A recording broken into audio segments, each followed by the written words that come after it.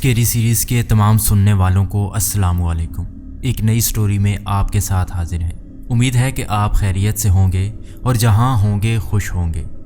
اللہ تعالیٰ آپ کو ایسے ہی ہمیشہ خوش رکھے۔ یہ سٹوری جنہوں نے ہم سے شیئر کی ہے انہوں نے اپنا نام شیئر نہیں کیا، لیکن ہم سٹوری انہی کی زبانی سنتے ہیں۔ آج میں آپ سے اپنی فیملی کے ساتھ ہونے والی ایک سٹوری شیئر کرنا چاہتا ہوں۔ یہ بات 2019 کی ہے۔ میری فیملی لاہور گئی تھی اور پھر وہاں سے کشمیر کے لیے نکل گئی۔ رات کو کوئی 8 بجے تک ہمارا لاہور سے کشمیر تک کا سفر، اور بیچ میں ایسا کچھ بھی نہیں ہوا۔ ہم کار میں سانگز پلے کر کے جا رہے تھے۔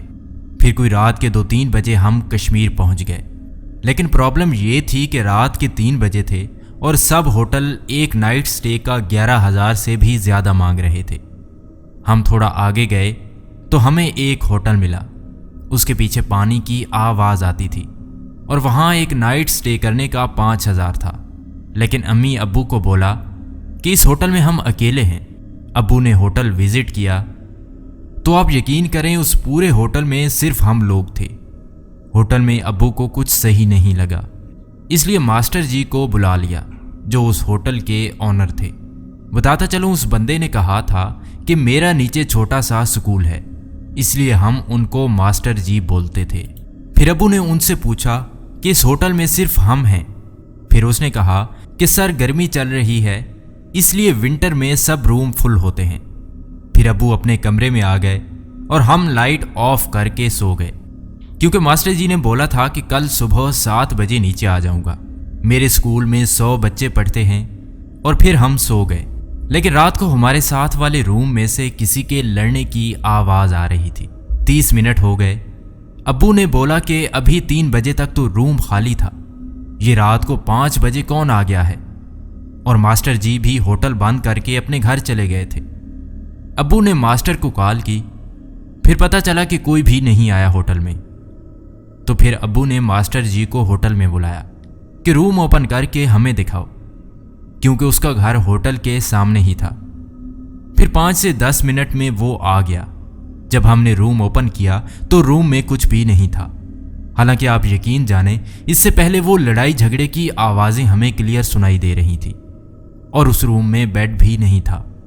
ہم نے کہا کہ یہاں کوئی کیسے رہ سکتا ہے، کیونکہ وہ بہت ہی گندا تھا اور بیڈ بھی نہیں تھا۔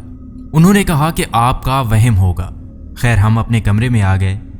ہمارے کمرے سے پانی کی آواز آتی تھی، کیونکہ ونڈو کے سامنے ہی دریا تھا، بالکل سامنے، یعنی کہ دریا کے اس پار انڈیا کی سائڈ تھی اور دریا کے اس طرف پاکستان کی۔ ہم نے دیکھا کہ کوئی نیچے دریا کے پاس رو رہا ہے۔ وہ رونے کی آواز ہمارے روم تک آ رہی تھی۔ ابو نے کہا کہ میں آواز لگاتا ہوں۔ ہم نے ابو کو منع کیا، لیکن آپ کو بتایا ہے نا کہ بڑے جو بولتے ہیں وہی کرتے ہیں۔ ابو نے وہیں ونڈو سے کھڑے ہو کر آواز لگا دی، اور وہی ہماری بڑی غلطی تھی۔ ابو نے آواز لگائی اور بولا کون ہے وہاں؟ 2 دفعہ کہا ابو نے آواز لگا کے۔ ہم 6 فیملی ممبرز ہیں ماشاءاللہ، اور ہم ایک ہی ونڈو سے باہر دیکھ ہی رہے تھے۔ جو بھی وہاں کھڑا ہوا تھا اس نے ہماری طرف دیکھا۔ آپ یقین کریں گے کہ اس کا فیس ڈارک بلیک تھا، کیونکہ رات ہو رہی تھی اور لائٹ بھی نہیں تھی۔ اس کا فیس پھر بھی بلیک تھا، اور آپ کو پتہ ہے کہ بلیک میں اور جب رات کے ٹائم اندھیرے میں اس اندھیرے سے بھی زیادہ بلیک چیز دکھائی دے، یعنی کہ وہ جیٹ بلیک تھا۔ ہم اسے دیکھ ہی رہے تھے کہ اس کا سائز بڑا ہونا شروع ہو گیا۔ وہ بالکل ہماری ونڈو کے سائز تک آ گیا تھا۔ ہم نے ونڈو بند کر دی اور آیت الکرسی پڑھنا شروع کر دی۔ 5:30 ہو گئے تھے اور ہمیں نیند آ رہی تھی۔ ہم سب ایک بیڈ پر آ گئے اور آیت الکرسی پڑھ رہے تھے۔ ہمیں بہت ڈر لگ رہا تھا۔ ہم سب مل کر ایک ہی بستر میں ایسے ہی گھسے ہوئے تھے۔ ہمیں بہت خوف آ رہا تھا، اور پھر اچانک ہمیں ایسا لگا، چونکہ وہ جو ونڈو تھی اس سائڈ پر ہمارا مین ڈور بھی تھا، اور اس کے آگے لکڑی کی ایک بیلکنی بھی تھی۔ ہمیں ایسا محسوس ہوا کہ کوئی ہمارے ڈور کی دور ہے۔ ناکنگ کی آواز آنا شروع ہو گئی۔ وہ جو بھی تھا اس نے زور زور سے ہمارا ڈور نوک کرنا شروع کر دیا۔ ایسا لگ رہا تھا کہ ابھی ڈور ٹوٹ جائے گا، لیکن ہم نے ڈور اوپن نہیں کیا۔ ہم آیت الکرسی پڑھتے رہے۔ یہ سب کچھ 10-15 منٹ چلا۔ پھر ہمارے ہوٹل کی لائٹ بھی آ گئی، لیکن ہمارے کمرے کی لائٹ بلنک ہونا سٹارٹ ہو گئی۔ ہم بہت ڈر رہے تھے۔ پھر ڈور کے باہر سے ایک بھاری آواز آئی کہ اب تم لوگوں میں سے کوئی بھی نہیں بچے گا، تم لوگوں نے مجھے بہت تنگ کیا، یہ میرا گھر ہے، دفع ہو جاؤ یہاں سے۔